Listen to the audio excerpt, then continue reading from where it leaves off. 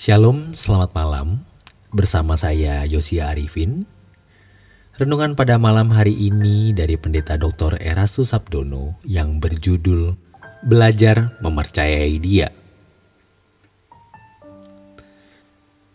Tuhan mau hubungan antara Elohim Allah dengan umat pilihan terjalin dengan harmonis. Allah patut dengan layak dipercayai, walaupun keadaan kita kalang kabut, kacau, seakan-akan Dia meninggalkan kita. Seakan-akan Tuhan tidak ada, seakan-akan Tuhan diam ketika kita punya masalah. Dia layak untuk selalu dipercayai. Sejatinya di situ Tuhan menguji seberapa kita sungguh-sungguh menghormati Dia. Bangsa Israel tidak menghormati Allah dengan memandang rendah Tuhan, karena mereka menilai Allah tidak setia. Apa tidak ada kuburan di Mesir? Kau mau membunuh kami? Jerit mereka kepada Musa. Demikian juga dalam kehidupan kita hari ini. Seringkali kita menjerit pada keadaan atau orang sekitar karena tidak berani secara terang-terangan mempersalahkan Tuhan. Mengapa ini harus terjadi? Jika keadaan demikian menghimpit, goreskan di hati. Allah tidak pernah memberi yang tidak terbaik. Ia selalu memberi yang terbaik. Walaupun menurut kita itu sial, kecelakaan, tetapi Allah sangat cerdas dan bijaksana. Sebab itu semua merupakan cara Allah untuk menyempurnakan dan mendewasakan kita. Di 1 Korintus 10 dikatakan tidak semua bangsa Israel yang dibawa keluar dari Mesir sampai ke tanah Kanaan. Salah satu ranjau yang menggagalkan mereka adalah bersungut-sungut.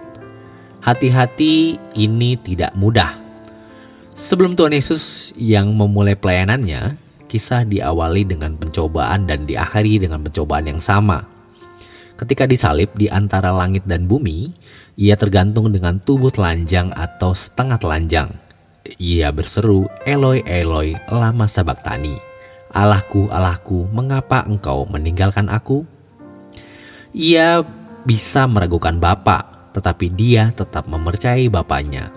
Walaupun benar-benar ia bisa ditinggalkan saat itu. Karena mestinya kita yang ditinggalkan, tetapi Yesus menggantikan tempat kita. Dan Tuhan Yesus mengakhiri dengan doa, ke dalam tanganmu kuserahkan nyawaku. Kalau kita menghormati Allah, kita belajar mempercayai Dia. Apapun keadaan yang kita alami saat ini, percayalah kita bisa melewatinya. Sering Tuhan membawa kita ke jalan yang tidak jelas. Kita pasti terperosok, kita pasti jatuh dan pasti hancur. Tetapi jalan terus, kita pasti bisa melewatinya. Hanya jangan bersungut-sungut. Hormati Tuhan. Tentu menghormati Tuhan bukan hanya dengan tidak bersungut-sungut, tetapi juga hidup di dalam kebenaran, kesucian, kekudusan.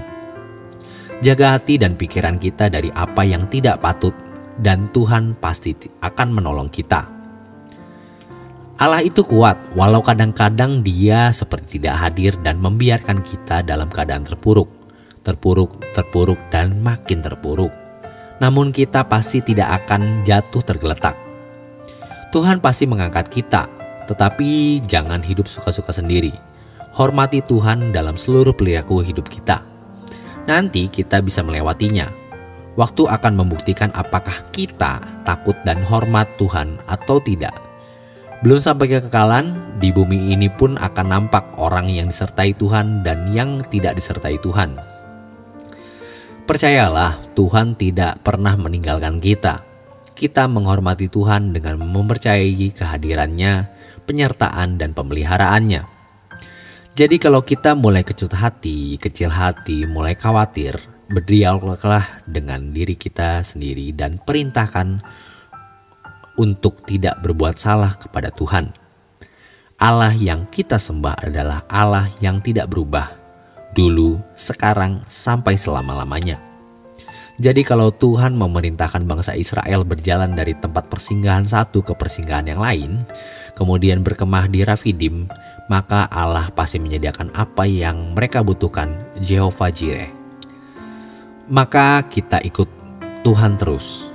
Minggu ke gereja, pagi bangun berdoa, mendengarkan khotbah, pergi bekerja, jaga mulut, jaga sikap hati. Allah menyertai kita. Allah pasti tidak akan mempermalukan. Sejarah membuktikan bahwa orang yang takut akan Tuhan, yang menyediakan dirinya untuk serius mencari Tuhan, hari ini anak cucunya diberkati Tuhan. Kita bukan orang sempurna, tetapi Tuhan pasti menuntun. Percayalah, Allah itu hidup, Allah itu nyata, Dia tidak pernah meninggalkan kita. Jangan kecil hati. Tuhan menyimpan air di bukit batu itu. Kalau bangsa Israel tidak bersungut-sungut, tetap akan keluar air dari situ. Bangsa Israel memperoleh air tetapi berbuat salah. Kita bisa memperoleh tanpa berbuat dosa. Justru asik ketika Tuhan membawa kita kepada suatu keadaan di mana seakan-akan semua pintu tertutup. Ini kelasnya Tuhan. Kalau masih ada kemungkinan pintu terbuka, artinya sesama atau teman bisa membantu. Tetapi kalau semua pintu tertutup, hanya Tuhan yang bisa menolong kita. Keadaan suram, semakin suram dan seakan-akan semua gelap tertutup, disitulah kita akan melihat kemuliaan Allah.